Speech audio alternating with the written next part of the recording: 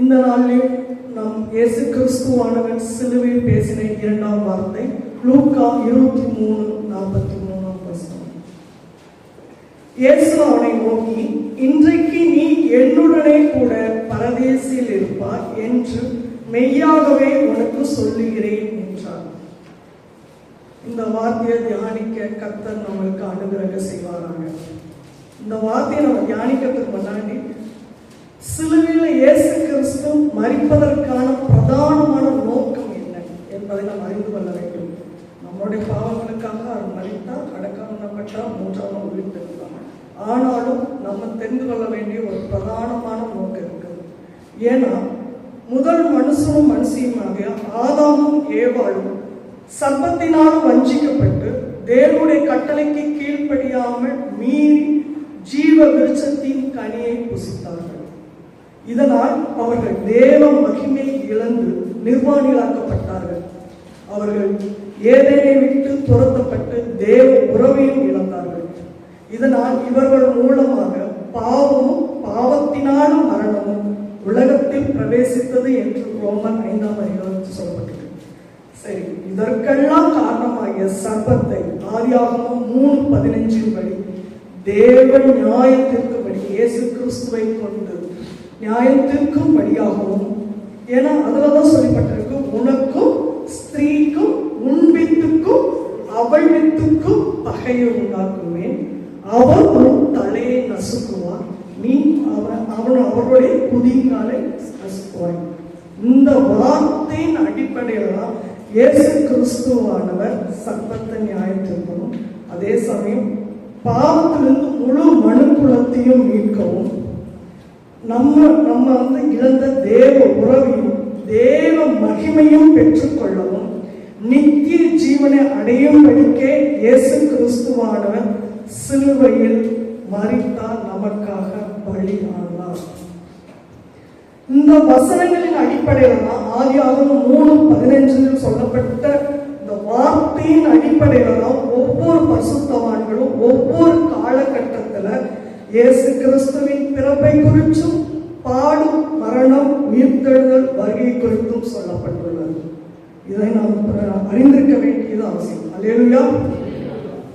இப்போது இயேசு கிறிஸ்துவானவர் கள்ளர்களுக்கு மத்தியில் அடிக்கப்பட்டார்னு நம்ம சொல்றோம். முதலாவது இயேசு கிறிஸ்துவ தான் சிலுவையில் அறைந்தாங்க. அதுக்கப்புறம் ஒரு வலது பாரிசத்தில் ஒருவனையும் இடது பாரிசத்தில் ஒருவனுமாக சிலுவையில் அறைந்தார்கள் என்று.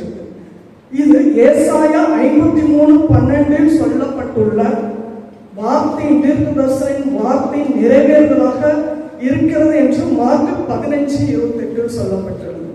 அக்கிரமக்காரர்கள் ஒருவராக எண்ணப்பட்டார் என்கிற வேத வாக்கியம் நிறைவேறியது.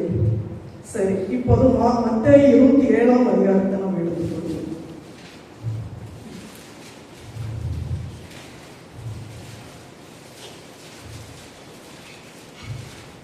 மத்தேயு மார்க்கு இந்த அதிகாரத்திலாம் சுவிசேஷ புஸ்தகத்திலாம் கள்ளர்கள் என்று சொல்லப்பட்டிருக்கு. ஆனால் லூக்கா மட்டும்தான் குற்றவாளிங்கிறாங்க. கள்ளர்களுக்கும் குற்றவாளிக்கு வித்தியாசம். கள்ளர்கள் என்றால் கள்ளக்காரர்கள் என்றும் கொள்ளைக்காரர்கள் என்றும் சொல்லப்பட்ட அதன் அர்த்தமாக சொல்லப்பட்டிருக்குது. குற்றவாளி என்பது மரண ஆக்கினைக்கு தீர்ப்புக்கு உட்பட்டவர்கள் தான் குற்றவாளிகளாக. ஏன்னா லூக்கா ஏன் குற்றவாளின்னு சொல்றாங்க, அவர் எல்லாவற்றையும் ஆராய்ந்து கேட்டு அதன்படி தெளிவாக எழுதியுள்ளார். அதன் அடிப்படையில் நம்ம தியானிச்சுக்கணும். ஏன்னா இங்கே கள்ளர்கள் சொல்லியிருக்கு, அவர் குற்றவாளின்னு சொல்லியிருக்கிறாரே அப்படிங்கிறத அடிப்படையில் நான் உங்களுக்கு சொன்னேன். சரி, இப்போ இயேசு கிறிஸ்துவ சிலுவையில் அறையப்பட்டுள்ளது. கள்ளர்களும் அறையப்பட்டதுக்கு அப்புறம் தான் சொல்றாரு, முதலாம் வார்த்தை பிதாவே இவர்களுக்கு மன்னியும் என்று சொல்லிட்டு தான் அடுத்தது அவருடைய வஸ்திரத்தை அவர்கள் பங்கிட்டு கொண்டார்கள் என்ற தேவனுடைய வார்த்தை நிறைவேறலாக இருக்குது. நான் சொல்ல பார்த்தீங்களா, முதல் மனுஷன் ஆதாம் ஏவாள் பாவம் செய்தபோது நிர்வாணிகள் ஆக்கப்பட்டார்கள். நம்மளுடைய ஆவிக்குரிய நிர்வாணத்தை மறைக்கிறதுக்காக இயேசு கிறிஸ்துவும் நிர்வாணிக்கு கோலமாக தோன்றினார். நம்மளுக்கு ரட்சிப்பின் வஸ்திரத்தை உடுத்துவித்தார் என்று நம்ம வேதத்தை பார்க்கிறோம். சரி, இப்போது மத்தேயு 27:38 நான் வாசிக்கிறேன். அப்பொழுது அவருடைய வலது பக்கத்தில் ஒருவனும் அவருடைய கூட சிலுவையில் அறையப்பட்டார்கள்.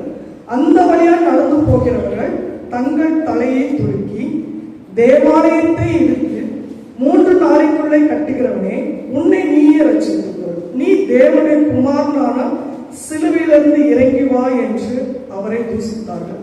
அப்படியே பிரதான ஆசாரியரும் வேத பாரகரும் மூப்பரும் பரியாசம் பண்ணி, மற்றவர்களை ரட்சித்தான், தன்னைத்தான் ரட்சித்துக் கொள்ள திராணி இல்லை, இவன் இஸ்ரவேலின் ராஜாவானால் இப்பொழுது சிலுவிலிருந்து இறங்கி வரட்டும், அப்பொழுது இவனை விசுவாசிப்போம்.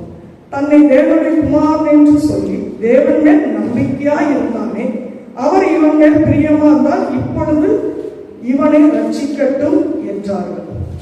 இங்கு சொல்லப்பட்டுள்ள வார்த்தைகள் சங்கீதம் 22:7-8 சொல்லப்பட்ட தீர்க்க தரிசனத்தின் நிறைவேறுவதாக இருக்கிறது. அவங்க சொல்றாங்க, அந்த இயேசு கிறிஸ்து சிலுவையில் அறையப்பட்டதுக்கு அப்புறம் அந்த வழியை போற ஜனங்கள் சொல்றாங்க, தேவாலயத்தை எடுத்து 3 நாளைக்குள்ளே கட்டுகிறவனே, உன்னை நீயே ரட்சித்துக்கோ, நீ தேவனுடைய குமாரனான சிலுவையில் இருந்து இறங்கி வாங்க. இயேசு கிறிஸ்து ஊழியம் செய்த போது அவரிடத்தில் நன்மையை பெற்றுக்கொண்ட ஜனங்கள் இன்றைக்கு அவர் சிலுவையில் அறையப்பட்டவர்கள் தூசிக்கிறவர்களா இருக்காங்க. அதே போல அப்படியே பிரதான ஆசாரியரும் வேத பாரகரும் மூப்பரும் பரியாசம் பண்ணி மற்றவர்களை ரட்சித்தானே. ஆண்டவர் ஊழியத்தில் இருக்கும்போது மற்றவருடைய பாவங்களை ரட்சிக்கிறவராக மனுஷகுமாரனாக இருக்கிறார் என்பதையும் அவர் அநேக அற்புத அடையாளங்களை செய்து தான் தேவனிடத்திலிருந்து வந்தேன், தேவனால் அனுப்பப்பட்டேன் என்பதை அநேக அற்புத அடையாளங்கள் மூலமா அவர் தன்னுடைய கிரியைகள் மூலம் வெளிப்படுத்தினார்.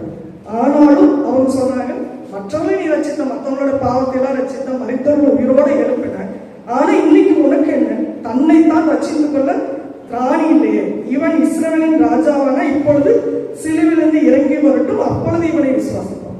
இயேசு கிறிஸ்து ஊழியத்தில் செய்த அற்புத அடையாளங்களே அவர் பிதாவினால் அனுப்பப்பட்டவர் என்றும் பிதாவினால் அங்கிருந்து வந்தாங்க என்பதற்கு அடையாளமாகத்தான் அவர் சொல்றாரு, என் கிரியை நான் செய்கிற கிரியை நிமித்தமாவது நீங்க விசுவாசிங்க. அப்ப விசுவாசிக்காதீங்க, இப்ப சிலுவையில இறந்து வந்தா மட்டும் விசுவாசிக்க போறாங்களா? இல்லை. அப்படி சொல்லிட்டு தான் தன்னை தேவனுடைய குமாரன் என்று சொல்லி தேவன் பேர் நம்பிக்கையா இருந்தாலே அவர் இவன் மேல் பிரியமா இருந்தால் இப்பொழுது இவனை ரட்சிக்கட்டும் என்றார். தேவன் வந்து ரட்சிக்க முடியாதுன்னு இல்லை. ஆனா இயேசு கிறிஸ்து சொல்லும் போது சொன்னாரு, அவரை பிடிச்சு ஸ்போர்ட்ஸ் அவர் பிடிச்சிட்டு வரும்போது மருதூசின் காதை அவர் வெட்ட போனார். அப்போ பேர் வெட்ட போனதுக்கு கத்திய பட்டயத்தை உரையில போடு, இவ்வளமா நிறைவேற வேண்டிய வேத வாக்கியம் நிறைவேறணுமே, சொல்லப்பட்ட வேத வாக்கியம் நிறைவேறணுமே. இப்ப இவங்க சொல்றாங்க பார்த்தீங்களா, அவர் இவன் மேல் பிரியம் வந்து இப்போது இவனை ரட்சிக்கட்டும். ஆண்டவர் பிதாவினால் இவனை ரட்சிக்க முடியாதுன்னு இல்லை, ஆனா சொல்லப்பட்ட வேத வாக்கியம் நிறைவேறணும். அதற்காகவே அவர் இத்தனை அவமானங்களையும் நிந்தைகளையும் பரியாசம் பண்ணும் போது கூட இயேசு கிறிஸ்து வாய் திறவாத ஆட்டை போல அமைதியாக இருந்தார். சரி, எதற்காகவே இயேசு கிறிஸ்து இந்த அவமானங்களையும் நிந்தைகளை ஏற்றுக்கொண்டார்? எபிரேயர் 2:10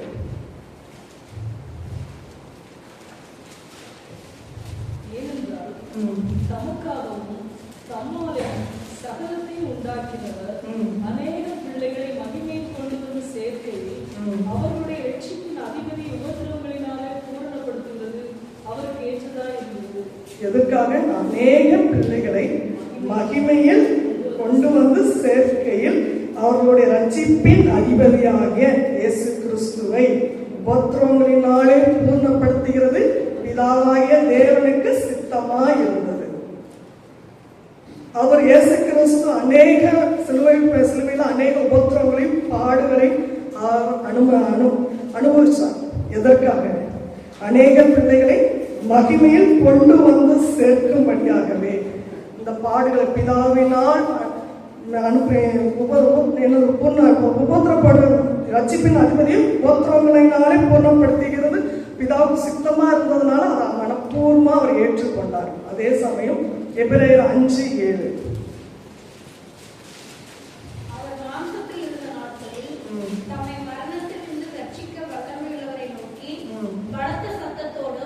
கண்ணீரோடும் விண்ணப்பம் பண்ணி வேண்டுதல் செய்து தமக்கு உண்டான பயபக்தி நிமித்தம் கேட்கப்பட்டு அவர் குமாரனாய் இருந்தும் பட்ட பாடுகளினாலே கீழ்ப்படிதலை கற்றுக்கொண்டு தாம் பூர்ணரான பின்பு தமக்கு கீழ்ப்படுகிற யாவரும் நித்திய ரட்சிப்பை அடைவார்கள்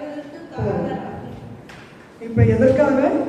அவர் குமாரனாய் இருந்தும் பட்ட பாடுகளினாலே கீழ்ப்படுதலை கற்றுக்கணும். அதுக்கு முன்னாடி சொல்றாங்களா, நம்ம வாசிச்சோம்ல, தேவன் இவர் மேல் பிரியமானதான் இவரை ரட்சிக்கட்டல. இவர் அவர் சொல்ற மாம்சத்திலிருந்த நாட்டை தம்மை மரணத்திலிருந்து ரட்சிக்க வல்லமுள்ளவரை நோக்கி பலத்த சத்தத்தோடு கண்ணீரோடு விண்ணப்பம் பண்ணினார்.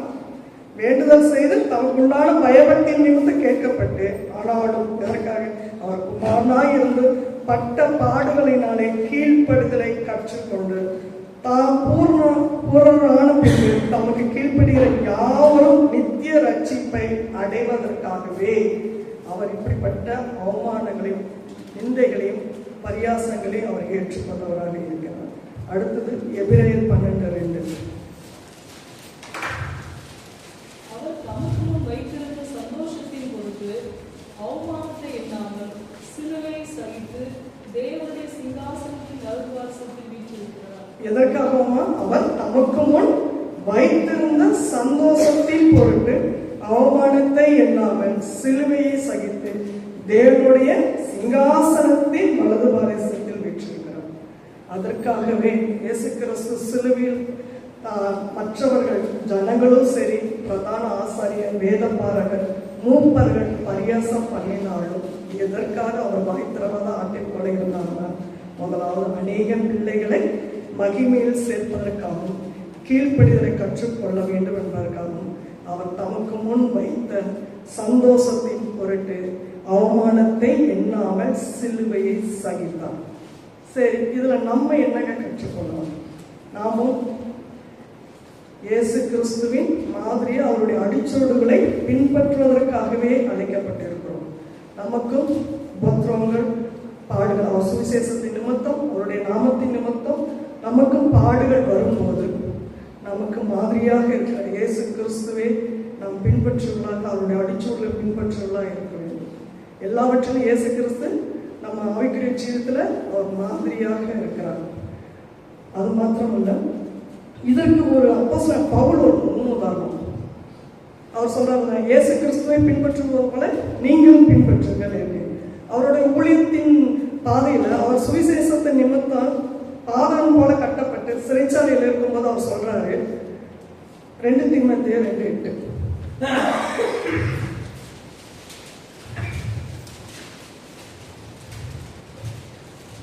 தாவீதின் சந்ததியில் பிறந்த 2 தீமோத்தேயு 2:8.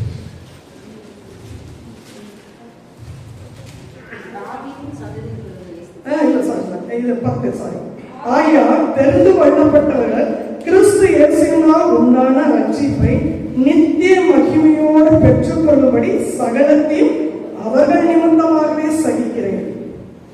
இப்ப இயேசு கிறிஸ்து அவர் சிலுவையில் பாடுகளை சகித்ததுக்காக அவர் அநேக பேர் நித்தியத்துல கொண்டு வந்தார். இவர் இயேசு அப்போஸ்தலன் பவுல் இயேசு கிறிஸ்து மாதிரியை பின்பற்றி அவர் சொல்றாரு, அடிச்சோட பின்பற்றி அவர் சொல்றாரு, தெரிந்து கொள்ளப்பட்டவர்கள் இயேசு கிறிஸ்துவினால் உண்டான ரட்சிப்பை நித்திய மகிமையோடு பெற்றுக் கொள்ளும்படி சகலத்தையும் அவர்கள் நிமித்தமாகவே சகிக்கிறேன். நம்மளும் ஊழியம் செய்யறோம். ஊழியத்தின் பாதையில நமக்கும் இப்படிப்பட்ட பாடுகள், உபத்திரவங்கள் வரும்போது நம்மளும் இயேசு கிறிஸ்துவின் மாதிரியை, அப்போஸ்தலன் பவுலின் மாதிரியை நம்ம பின்பற்றி நடக்க கர்த்தர் கிருபை தருவாங்க. இது மாத்திரமல்ல, நம்மளுக்கு உலகத்தின் நம்மளுக்கு கிறிஸ்தவ வாழ்க்கையில பாடுகளும் உபத்திரவங்களும் இல்லாம இருக்காது. ஏன்னா உபத்திரவம் பாடுகளின் வழியாக தான் பரலோக ராஜ்யத்தை நம்ம சென்றடைய முடியும். ஏன்னா இக்காலத்து பாடுகள் இனி வரும் வெளிப்பட போகும் மகிமைக்கு ஒப்பிடத்தக்கவல்லவே என்று ரோமர் 8:18 சொல்லப்பட்டிருக்கு. அதனால இயேசு கிறிஸ்துவை பின்பற்றிகளாகிய நாம ஆராதனை நேரத்தில் பாஸ்டர் சொன்னது போல நம்ம முறுமுறுக்கிறவங்களா இருந்துருக்கோம். நம்ம நாமத்தின் ஆண்டவர் உண்மை விசுவாசத்தை பின்பற்றினேன் ஆண்டவரே, எனக்கு இவ்வளவு பாடுகளும் உபத்திரங்களும் வருது ஆண்டவரே அப்படின்னு சொல்லி இஸ்ரவேல் ஜனங்களை போல நம்ம முறுமுறுக்கிறவங்களா இருக்கக்கூடாது. எப்பொழுதும் அவரை மாதிரி பின்பற்றுகிறவர்களாக அவர் சகலத்தை சகித்துக் கொண்டது போல நம்மளும் சகித்துக் கொண்டு விசுவாசத்தோடு நம்ம ஆவிக்குரிய ஜீவித்திலும் சரி, ஊழிய பாதையிலும் சரி முன்னேறி செல்வதற்கு கர்த்தர் நமக்கு அனுகிரகம் செய்வார்கள். சரி, அடுத்தது லூக்கா 23:39.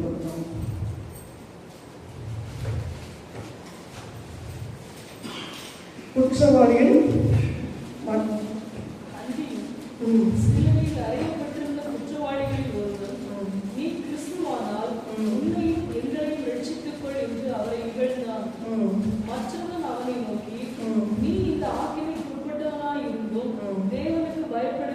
இல்லையா? நாமோ நியாயப்படி தண்டிக்கப்படுகிறோம். நாம் நடப்பித்தவைகளுக்கு தக்க பலனை அடைகிறோம். இவரோ தகாத தண்டனையும் நடப்பிக்கவில்லையே என்று அவனை கடித்துக் கொண்டு. இப்போ ஒரு குற்றவாளி அவரை நிந்திக்கிறான், பரியாசம் பண்றான். ஆனா இன்னொருத்தர் சொல்றான், நீ இந்த ஆக்கைக்கு உட்பட்டவனா இருந்தும் தேவனுக்கு பயப்படுகிறது இல்லையா? நாமும் நியாயப்படி தண்டிக்கப்படுகிறோம். நாம் நடப்பித்தவர்களுக்கு தக்க பலனை அடைகிறோம். இவரோ தகாத ஒன்று நடப்பிக்கவில்லையே என்று அவனை கடித்து கொண்டான். ஒருவனுக்கு கர்த்தரை குறிச்ச பயமே இல்லை. ஆனா இவன் இன்னொருத்தன் சொல்றான், அவன் கர்த்தருக்கு பயப்படுகிறனாலும் தான் பாவத்தை ஒற்றுக்கொள்கிறான். தான் ஒரு பாவி என்று தான் செய்த பாவத்திற்கு உண்டான தண்டனை தான் அனுபவிக்கிறதாகவும் அவன் ஒத்துக்கொள்கிறான். அதன் நிமித்தம் அவன் தேவனுக்கு பயப்படுகிற மனிதனாக இருக்கிறான்.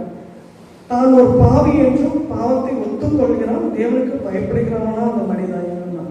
சரி, எப்படிங்க இதை நம்ம அறிந்து கொள்ளலான்னு சொல்லிட்டு இப்ப நம்ம வாசிச்சோம் இல்லைங்க, ஜனங்கள் பிரதான ஆசாரிய வேத பிரதான நீந்தித்த அந்த வார்த்தையெல்லாம் கேட்டு இவனுக்குள்ள ஒரு மனம் திரும்புதல் வந்திருக்கும். ஏன்னா என்னைக்கு இவரை பத்தி சொன்ன எல்லா காரியத்தையும் அறிந்திருக்கு. இப்ப நம்ம அவங்க பேசிக்கொள்ளும் போது நம்மளே சொல்லுவோம், அவர் என்னப்பா தப்பு பண்ணா நல்லதானே செஞ்சிருக்கிறாரு, ஆனா இவரை இப்படிப்பட்ட குற்றவாளியா தீர்த்து இப்படி ஒரு மரண ஆக்கினையை தீர்ப்பு உண்டாக்கணுமா அப்படின்னு. அது போலதான் அவனுக்குள்ள குற்றவாளியா இருந்த ஒருவனுக்குள்ள நம்ம தான் ஒரு பாவி என்று பார்த்தோம்னா தண்டனையை நம்ம அனுபவிக்கிறோம் அப்படிங்கிறதுல அடிப்படையிலும் அவன் தேவனுக்கு பயப்படுறவனா இருந்தான். அதன் நிமித்தமே அவரை பற்றி, இயேசு கிறிஸ்துவை பற்றி அவர்கள் பரியாசம் பண்ண அந்த காரியமா இருந்தாலும் ஒரு பாவி மனம் திரும்புவதற்கு ஏற்ற கிரியை பரிசுத்தாவே நடத்திட்டார். என்ன மனம் எந்த ஒரு பாவி தான் பாவின்னு உணர்ந்து கொள்கிறானோ, அவன் தேவனுக்கு பயப்படுகிற பயத்தோடு இருக்கிறானோ அவனுக்குள்ள ஒரு மனம் திரும்புதல் உண்டாகிறது. ஏன்னா நம்ம சுவிசேஷம் சொல்லும் போது என்ன சொல்றாங்க, நம்ம சுவிசேஷம் சொல்லும்போது ஒரு பாவின்னு உணரணும், தான் பாவத்தை ஒத்துக்கொள்ளணும், ரட்சகராக இயேசு கிறிஸ்துவை விசுவாசித்து ஏற்றுக்கொள்ளணும். இதுவே சுவிசேஷமாக இருக்கு. அதை இவன் சொல்றான், கேட்ட இவர்கள் பரியாசம் பண்ண எல்லா வார்த்தைகளும் ஒரு பாவி குற்றவாளி மனதுக்கு ஏற்ற காரியமாக இருந்தது. சரி, 42. ஏன்னா அவன் சொல்றான், இல்ல நான் அதுலயே சொல்றான், இவரோ தகாத ஒன்று நடப்பிக்கவில்லை என்று. இயேசு கிறிஸ்து குறிச்சு அவனுக்குள்ள நல்ல ஒரு அபிப்பிராயம் இருந்தார். ஏன்னா இது பிலாத்தும் எல்லாம் அரண்மனை விசாரிக்கும் போது சொல்றாங்களே, இவனிடத்துல ஒரு குற்றமும் இவனிடத்தில் காணவில்லையேன்னு. மற்றவர்களுக்கு தெரியுது, ஆனா ஆக்கினைக்கு தீர்ப்பாக நடத்தப்பட்ட பிரதான ஆசாரியர்களுக்கும் வேத பாரர்களுக்கும் தெரியல. சரி, இயேசு 42ஆம் வசனம். இயேசுவை நோக்கி, ஆண்டவரே, நீர் உம்முடைய ராஜ்யத்தில் வரும்போது அடியேனை நினைத்தருளும் என்றான். சரி, ஓகே. இப்ப எதன் அடிப்படையில ஆண்டவரே உம்முடைய ராஜ்யத்தில் வரும்போது அடியேனை நினைத்தருளும் என்றான்? ஏன்னா அவரும் சாக போறாரு, இவனும் சாக போறாரு. எதன் அடிப்படையில இவரோட ராஜ்யத்தை குறித்து ஒரு நம்பிக்கையோட அவன் கேட்கணும்.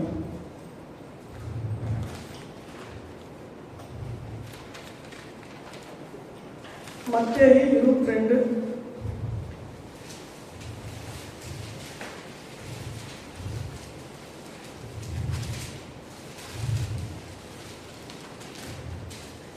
41-45. இயேசு அவர்களை நோக்கி, கிறிஸ்துவை குறித்து நீங்கள் என்ன நினைக்கிறீர்கள்? அவர் யாருடைய குமாரன் என்று கேட்டார். அவர் தாவீதின் குமாரன் என்றார்கள். அதற்கு அவர், அப்படியானால் தாவீது பரிசுத்த ஆவியினாலே அவரை ஆண்டவர் என்று சொல்லியிருக்கிறது எப்படி? நான் உங்களுடைய சத்துருக்களை உங்கள் பாதபடியாக்கி போடும் வரைக்கும் நீர் என்னுடைய வலது வாரிசத்தில் உட்காரும் என்று கர்த்தர் என் ஆண்டவரோடே சொன்னார் என்று சொல்லியிருக்கிறானே. இப்ப அவர் சொல்றாரு, நீங்க யார் என்று பரிசேயர்கிட்ட கேட்கிறாரு, நான் யாருன்னு நினைக்கிறீங்க? நீங்க தாவீது குமார். சரி, தாவீது குமார்னா அவன் தாவீது சொல்றானா, அவன் பரிசுத்த ஆவினாலே அவரை ஆண்டவர் என்று சொல்லுகிறது எப்படி?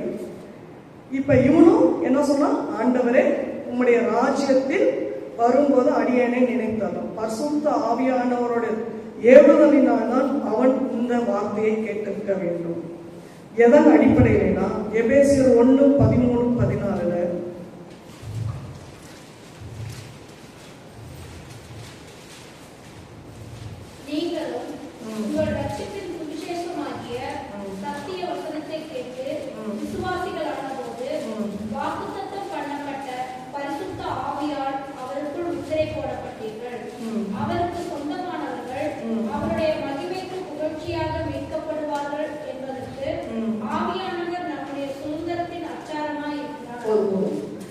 ஏன்னா ஒரு மனுஷன் மனம் திரும்பி அவரை விசுவாசிக்கும் போது பரிசுத்த ஆவியின் வரத்தை பெறுகிறவரா இருந்தார். அந்த பரிசுத்த ஆவியானவர் நமக்கு ஒரு நம்பிக்கை கொடுக்கிறவரா இருக்கிறார். ரோமர் 8:26 சொல்றாரு, நம்ம சரீர மீட்பை அடைவோம் என்கிற நம்பிக்கையோடு நாம் இருக்க வேண்டும். அதற்காகவே பரிசுத்த ஆவியான வாக்குக்கு அடங்கா பெருமூச்சோட வேண்டுதல் செய்கிறான் என்று இருக்கு. நம்ம ஏற்றபடி வேண்டிக் கொள்வது இன்னதென்று அறியாதிருக்கிறபடியினாலே பரிசுத்த ஆவியானவர் நமக்காக, நம்ம ரட்சிக்கப்பட்டிருக்கிற நம்ம சபையில சபையின் ஐக்கியத்தில் இருக்கிற நம்ம ஒரு நாள் நம்ம மீட்கப்பட்டு முகமுகமாய் அவரை நம்ம தரிசிக்கிறவர்களாக இருப்போம் என்ற நம்பிக்கையோடு நம்ம அந்த நம்பிக்கை நமக்கு தருகிறவர் பரிசுத்த ஆவியானவராக இருக்கிறார். ஏன்னா இந்த வேத வசனம் அதை உறுதிப்படுத்துகிறவர். சரி, இப்ப இதன் அடிப்படையிலையும் நான் கர்த்தர் கிருபையில இதை நான் தெரிஞ்சுக்கிட்டேன். ஆனா இவங்க சொல்றாங்க இல்ல, யோவான் 18:36-37 இயேசு கிறிஸ்து பார்த்து நீ யூதனுடைய ராஜாவா அப்படின்னு கேட்கிறப்ப அவர் சொல்றாரு, அதாவது சம்பாஷணம் நடக்கும்போது சொல்றாரு, என் ராஜ்யம் உலகத்துக்குரியதல்ல, உலகத்துக்குரியதல்ல என் ஊழியக்காரர்கள் போராடி இருப்பார்களே அப்படின்னு சொல்றாரு. அப்ப அதை கேட்டுக்கிது இவன் மனம் திரும்பினாங்க, அதன் அடிப்படையில கேட்டாங்கன்னு நமக்கு தெரியாது. ஆனாலும் நான் விசுவாசிக்கிறேன், என்னைக்கு ஒரு மனிதன் ரட்சிக்கப்பட்டு மனம் திரும்ப அனுபவத்தை பெற்றுக் கொள்கிறானோ அவனுக்குள் பரிசுத்த ஆவியானவர் நித்தியத்தை குறித்த நித்திய ஜீவனை குறித்த ஒரு நம்பிக்கையை கொடுக்கிறவரோ அதற்கேற்றவர்கள் வழி நடத்துகிறவரா இருக்கிறார். ஏன்னா சபை வாழ்வில் நம்ம ரட்சிக்கப்பட்டு நம்ம நீதிமன்றங்களாக இருக்கப்பட்டவர் தொடர்ந்து நம்ம பரிசுத்தமாக வாழ்வு வாழ வேண்டியது. ஏன்னா பரிசுத்தம் உள்ளவன் தான் தேவனை தரிசிப்பார் என்று சொல்லுவோம். நம்ம தொடர்ந்து பரிசுத்தமா அவரை விசுவாசித்து அவருடைய வார்த்தைக்கு கீழ்ப்படிந்து அவருக்கு பிரியமான விதத்தில் வாடும்போது ஒரு நாள்ல அவருடைய வரிகளை எடுத்துக்கொள்ளப்பட்டு முகமாகமா அவரை சந்தித்து நாம் நித்திய ஜீவனை பெற்றுக் கொள்கிறவர்களாக இருப்போம். ஆமென். இதற்கு ஆண்டவர் ஒரு ஓமையும் சொன்னார். ஏன்னா பிரதான ஆசாரியர்கள் வேதக்காரர்களும் இதெல்லாம் நின்று பார்த்துட்டு இருந்தாங்க. பார்த்துட்டு இருக்கிறவன் இப்ப ஒரு பாவி குற்றவாளியா இருந்தாலும் அவன் ஒரு பாவி தான். அவன் மனம் திரும்பி ராஜ்யத்துல நான் ஆண்டவரே என்னுடைய ராஜ்யத்தில் வரும்போது என்னை நினைத்தார்கள்னு சொன்னான். ஆனா அங்கிருந்த பிரதான ஆசாரியர்களுக்கும் வேதக்காரர்களுக்கும் மூப்பர்களுக்கு இதை குறித்த ஒரு விசுவாசம் இருந்ததுன்னு தெரியாது. ஆனா இதை குறித்து ஆண்டவர் ஒரு ஓமையவே சொல்லியிருக்கான். மத்தேயு 21:28-32 வரைக்கும்.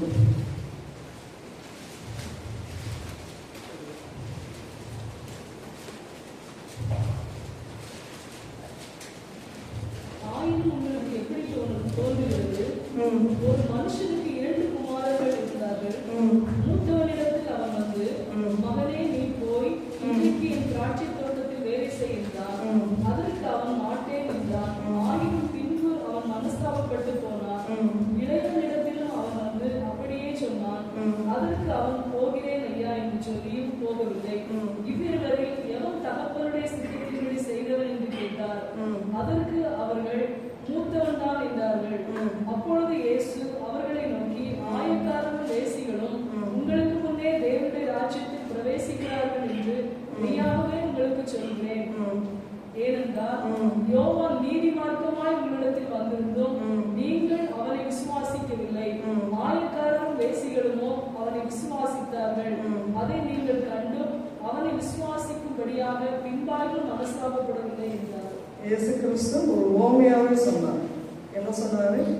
முதலாவது ஆயக்காரரும் வேசிகளுமே உங்களுக்கு முன்னே தேவனுடைய ராஜ்யத்தில் பிரவேசிப்பார்கள். இந்த வாக்கியம் சொல்லப்பட்ட இந்த ஓமை வாக்கியங்கள் சிலுவையில நிறைவேறிச்சு. முதலாவது யாரு? ஒரு பாவி குற்றவாளி தான் தேவனுடைய நம்முடைய ராஜ்யத்தில் வரும்போது அடியேனை நினைத்தரும் என்று கேட்டார். அது ஆனால் அப்படி அதை பார்க்கிற பிரதான ஆசாரியர்களுக்கும் ஜனங்களுக்கும் மூப்பர்களுக்கும் அதை கண்டும் கூட மனஸ்தாபப்பட்டு விசுவாசிக்கவில்லை. அதனால் அந்த தேவன் சொன்ன காரியங்கள் சிலுவையில் அவங்க நிறைவேறியது. அடுத்தது இன்றைக்கு லூக்கா 23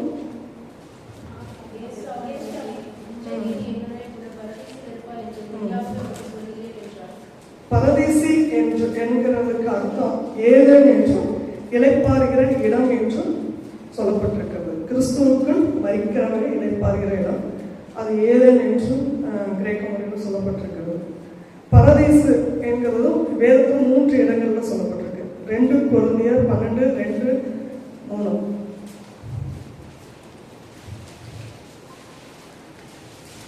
அப்போஸ்தலனாகிய பவுல் தன்னை குறித்து சொல்லும்போது அவர் பரதீசி வரைக்கும் எடுத்துக்கொண்டதை குறித்து சொல்றார்.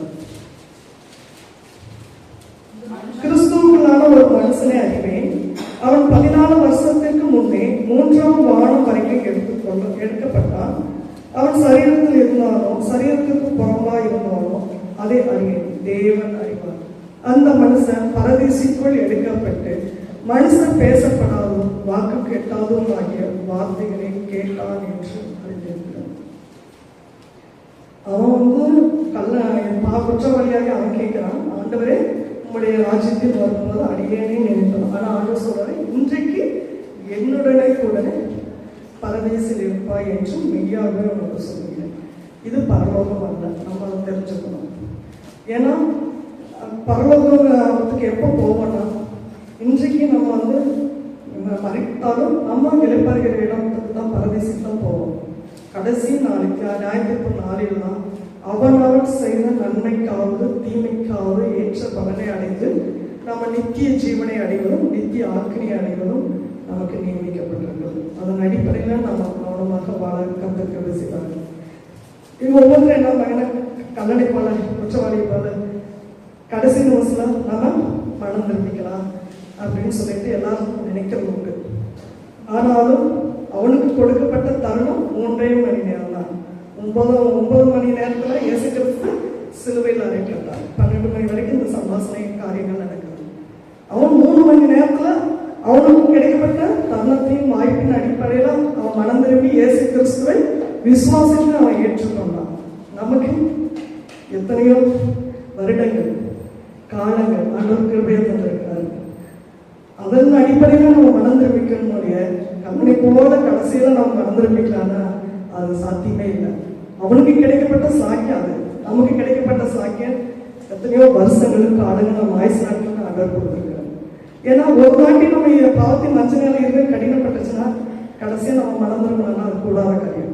இன்றைக்கே நமக்கு இதே சுவிசேஷ சத்திய வார்த்தைகள் கேட்டு இன்றைக்கு தான் நம்ம மனம் திரும்பணும். இன்றைக்கு ரட்சணையா அனுகிரகத்தின் நாளாக கர்த்தர் நம்மளுக்கு கிருபை கொடுத்திருக்கிறார். அதன் அடிப்படையில் நம்ம மனம் திரும்பி கர்த்தராக இயேசு கிறிஸ்துவை விசுவாசிக்க தேவன் அனுகிரகம் செய்கிறார்.